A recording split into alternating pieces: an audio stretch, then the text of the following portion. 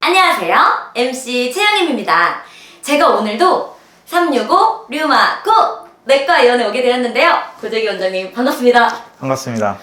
오늘도 제가 이렇게 또 다양한 질문을 하려고 이렇게 찾아왔어요. 네. 사실 되게 궁금했던 게 이 초기에 이 류마티스 관절염인지 스스로 진단할 수 있는 방법이 좀 있을까요? 일반적으로 이제 류마티스 관절염을 진단하려면 그 양측성 그리고 주로 손에 발생하고요. 그리고 6주 이상 지속되는 조조강직 등을 특징적으로 가지고 있는데요. 네. 이러한 증상이 있다면 가능성이 높다고 봐야 할 것 같고요. 네. 주로 이제 본인이 이거 류마티스 같은데라고 느끼려면 주로 손이 아침에 일어났을 때 왜 이렇게 뻣뻣하지? 이런 느낌이 들면은 한번 병원에 내원해 보시는 게 좋을 것 같아요. 손이 어떤 식으로 뻣뻣한가요? 젊으셔서 그럴 수도 있는데 저는 아침에 일어나서 손이 뻣뻣한 적은 없거든요, 사실. 운동을 많이 하다 보면 네네. 운동이나 뭐 골프라든가 이런 거 많이 하시다 보면은 네. 손이 이제 잘 안 쥐어져요. 아니면 안 펴져요. 정말요? 한 자세로 이렇게 있게 되는 경우가 있거든요. 손을 많이 썼을 때. 근데 그런 느낌이 왔을 때 네. 이제 류마티스인가? 한번 생각해 봐야 될 것 같아요. 이 류마티스 관절염이 좀 심하다면 수술을 권장하시나요? 일반적으로 류마티스 관절염 환자에 있어서 수술하는 경우는 거의 없어요. 극단적인 경우, 예를 들어 혼자서 생활을 못할 정도의 어떤 장애가 있는 경우, 그런 경우는 이제 수술적인 치료가 필요할 수도 있어요. 하지만 거의 대부분 환자분에서는 수술적인 게 필요하지 않고요. 네. 그래서 그렇기 때문에 류마티스 관절염 환자를 정형외과가 아니고 류마티스 내과에서 일반적으로 치료를 하는 게 그런 이유에서겠지요. 네. 그럼 이 류마티스 관절염은 이 관절에만 발생하는 게 아닌가요? 대답은 아니다예요. 아니다고요. 대부분 이제 관절에서 발생하긴 해요. 네네. 그렇지만 이제 폐라든가 피부 또는 기타 다른 장기에서도 발생을 하거든요. 폐요? 네. 어떻게? 특히 이제 폐 같은 데 발생을 하게 되면 폐 섬유화증이라는 게 생겨요. 섬유화라는 거는 뭐냐면 폐가 이제 폐 조직이 있는데 그 조직이 어떤 섬유처럼 돼버리는 거예요. 그래서 그 부분이 어떤 이제 숨 쉬는데 작용을 못 하는 거죠. 네. 그럼 이제 폐활량 자체가 줄어들겠죠. 그쵸. 그렇게 되면. 네, 그렇기 때문에 나중에 숨쉬기가 더 힘들어지고요. 그리고 이런 경우에 그 섬유화 부분이 점점 더 넓어져요. 그래서 나중에 점점 더 숨쉬기 힘들어집니다. 그것도 원인은 또 없는 건가요? 원인은 어떤 자가 면역성 질환에 의한 거고요. 네. 그렇다고 류마티스 관절염 환자가 류마티스 관절염이 있다고 해서 꼭 그런 섬유화가 발생하느냐? 네. 그런 건 아니거든요. 그렇기 때문에 발생하는지는 어느 정도 체크는 해봐야 돼요. 그래서 흉부 엑스레이라든가 네네. 흉부 CT라든가 이런 촬영이 어느 정도 필요할 수도 있어요. 그렇구나. 그 평상시에 관리하는 게 되게 중요하겠네요. 류마티스 관절염 환자분들이라면은 그렇죠. 계속해서 병원을 잘 다니고 나에게 어떤 부작용이 생길 수 있는지, 합병증이 생길 수 있는지 이런 것들을 계속해서 관찰하면서 병원에서 잘 치료를 잘 받고 모니터링 받으시는 게 좋을 것 같습니다. 이 류마티스 관절염을 사실 약을 또 처방받아서 먹어야 되잖아요. 그 장기간 복용하면은 생길 수 있는 부작용이나 이런 것들이 좀 있을까요? 모든 약은 류마티스 관절염 약뿐만 아니고 모든 약들은 다 부작용이 생길 수 있어요. 근데 이제 류마티스 관절염 약 중에 이제 가장 많이 사용하는 메토트렉세이트라는 약이 있어요. 흔히들 이제 약자로 영문으로 MTX라고 하는 약인데요. MTX. 이 약은 원래 이제 항암제로 개발이 된 약이에요. 근데 이제 항암제에서 개발이 됐지만 이걸 써보니까 류마티스 관절염에 효과가 있는 거예요. 그래서 이제 쓰게 된 거고요. 네네. 네, 실제로 항암제에 사용한 그 용량보다 훨씬 낮게 사용하기 때문에 부작용은 거의 없는데요. 네네. 이 부작용이 항암제 부작용인 탈모 증상이 있어요. 어머, 그래서 어떡해. 머리가 빠져요. 그래서 이 환자분들이 이제 머리가 빠져서 이 약을 못 먹겠다. 그런 분들이 굉장히 많습니다. 근데 이제 물론 모든 항암제도 다 마찬가지지만 약을 끊으면 다시 나요. 다시 나는데 다른 약들도 있긴 있어요. 근데 다른 약들도 이제 이게 특징적으로 또 탈모 증상은 또 동반을 하는 약들이 많이 있거든요. 이 류마티스 약이죠. 예. 그리고 이제 또 대부분의 약들이 이제 면역 억제를 하게 돼요. 네네네.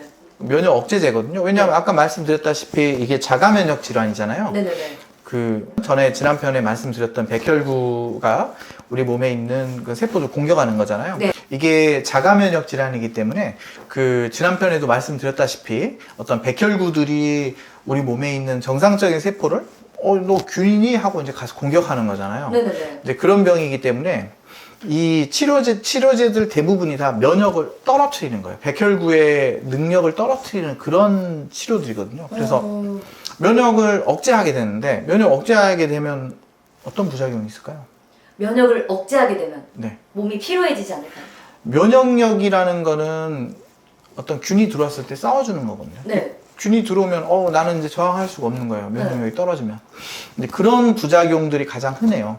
근데 이제 특히나 가장 이 류마티스 약하고 관련된 대상포진이라는 병이 있어요. 대상포진 알죠? 네. 그래서 대상포진이 바이러스거든요. 근데 네. 그런 이 바이러스가 이제 이 류마티스 관절염 약을 먹고 있을 때 가장 많이 발생할 수가 있어요. 그래서 이제 이 류마티스 관절염 치료 전에 대상포진 백신을 맞도록 저희가 추천드리고 있습니다. 대상포진 백신도 있구나. 네. 처음 있어요. 들어봤어요. 제가 댓글을 보니까 이제 TV에서 운동으로 류마티스 관절염을 극복하신 분이 나와서 따라해봤는데 오히려 몸이 더 아프고 이 관절 마디마디가 쑤시더라고요 라고 쓰신 분이 있는데 이 TV에 나온 대로 운동을 좀 꾸준히 해도 될까요? TV에 나오는 운동이 어떤 거죠? 뭐 좀 보여주실 수 있으세요? 그냥 이렇게 뛰고 여기 늘려주고 이런 거 아니겠습니까? 네네네. 그렇군요. 글쎄요, 류마티스 관절염 진단이 만약에 제대로 됐다, 네. 이분이. 그렇다면 이제 어떤 뭐 운동을 해가지고 류마티스 관절염이 좋아지고 막 그런 건 없어요. 스트레칭 같은 거는 이제 해주시면 좋죠. 근데 네네네. 어떤 병의 경과에는 어떤 영향을 끼치진 않아요. 운동 자체는. 네. 이 류마티스 관절염이라는 거는.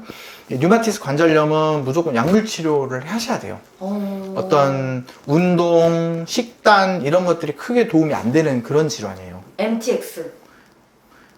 네. 약물 치료. MTX를 포함한 약물 치료. 네. 네, 맞습니다. 오늘 하나 배워갑니다. 네. 아유, 똑똑하시네. 사실 날씨가 좀 쌀쌀해지거나 하면은 좀 움직임이 불편해지거나 증상이 심해지는 것 같잖아요. 그런 기분이 좀 들긴 하는데 이 날씨가 확실히 추워지면 추워질수록 이 관절염이 좀 더 심해지는 그런 영향이 좀 있을까요? 날씨는 일반적으로 류마티스 관절염뿐만 아니고 그런 대부분의 어떤 관절염들에 영향을 끼치는 것 같아요. 네네. 실제로 뭐 추워지거나 비가 오고 그러면 통증 호소하시는 분들 환자들이 훨씬 많아지거든요. 근데 왜 그러는 거예요? 제가 연구를 계속해서 잘 모르겠어요. 네, 정말 기분 탓 아닐까 싶어요. 근데 실제로 이제 그 겨울철 환자들이 더 안 좋아져가지고 네네네. 피 검사 같은 거 해보면 좀 더 안 좋아지시는 분들도 좀 있는 것 같더라고요, 실제로. 네, 그래서 네, 원인은 좀 더 연구를 해보겠습니다. 네, 화이팅! 어떤 분이 또 저는 류마티스 관절염이 있는데 집안일을 하지 않을 수가 없어요 라고 하셨어요. 어떤 부분을 좀 주의해야 될까요? 류마티스 관절염이 있다고 해서 뭐 운동하거나 일을 하거나 하는 건 문제 될 건 없어요. 네네네. 근데 뭐든지 마찬가지지만 무리하는 건 좋지 않아요. 그러니까 무리한다는 거는 무리하다가 어떤 부분을 다치게 되거든요. 네. 다친다는 게 꼭 어느 외상 말하는 게 아니고요. 어떤 힘줄이라든가 관절 이런 데 이제 어떤 상처가 생기게 되고 그러면 그쪽으로 염증이 항상 생기거든요. 그래서 거기에서 염증이 생기고 그러면 병이 더 악화되거나 이제 그럴 수 있어요. 그렇기 때문에 네네네. 무리하지 않게 일을 하다든가 뭐 운동을 한다든가 무리하지 않게 하면은 크게 문제는 없어요. 일반적으로. 네. 무리하지 않게. 네. 무리하지 않는 선에서 네. 운동을 꾸준히 하자. 네. 이거네요. 맞습니다. 네, 좋습니다. 그러면은 이 류마티스 관절염에 좀 도움이 되는 운동들이 있을까요? 아까도 말씀드렸다시피 특별한 어떤 도움이 될 만한 운동은 없지만 네네네. 굳이 해본다면 어떤 손가락 스트레칭 정도. 한번 보여주실 수 있어요? 저도 따라해볼래요. 아까 잘 하시던데. 이거였나? 이거요? 네. 네. 이 정도 하시면 될 것 같아요. 네, 우리 고재기 원장님의 네. 꿀팁. 이 운동 추천하셨습니다.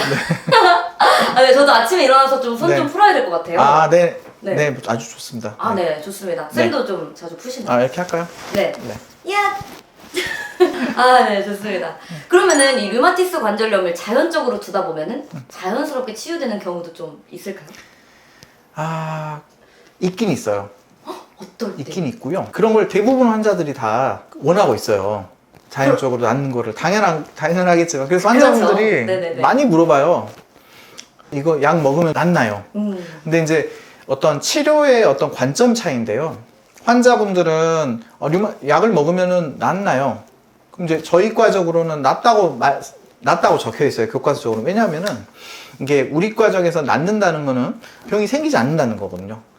근데 그 단 조건이 약을 먹었을 때, 약을 계속 먹었을 때 병이 나타나지 않는다. 그래서 병이 나타나지 않는다는 걸 저희는 치료로 보는데, 환자분들은 약을 먹지 않고 병이 사라지는 걸 원하는 거예요. 그래서 그거하고 치료 개념이 다릅니다. 근데 이제 진짜 환자분들이 말씀하시는 약을 먹지 않는데도 사라지는 그런 것들은 거의 없어요.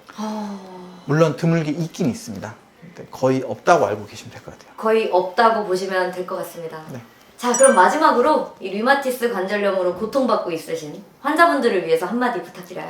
류마티스 관절염으로 약물 치료 받고 계신 분은 되게 힘들어 하실 것 같아요. 이게 심리적으로 이렇게 낫지도 않고. 그렇죠. 이제 그렇기 때문에 되게 힘들어 하실 것 같은데, 하지만 약물 치료를 잘 받고 또 관리만 잘 하신다면 일반 다른 사람들, 병이 없는 분들하고 똑같이 건강하게 잘 지내실 수 있을 거예요. 그러니까 약물 치료하는 것 자체가 좀 부담되는 거, 그거 빼고는 건강하게 잘 지내실 수 있으니까요. 너무 걱정하지 마시고 역시 화이팅입니다. 화이팅! 화이팅! 원장님, 이제 시청자분들이 많이 영상을 보실 텐데 되게 궁금한 점이 많을 것 같아요. 이렇게 댓글을 또 이렇게 남겨주시면 이렇게 이거 보이시나요? 네이버 지식인 의료상담 답변 의사로 위촉한다는 이 위촉장까지 있는 것처럼 유튜브 댓글도 이렇게 힘써주실 건가요?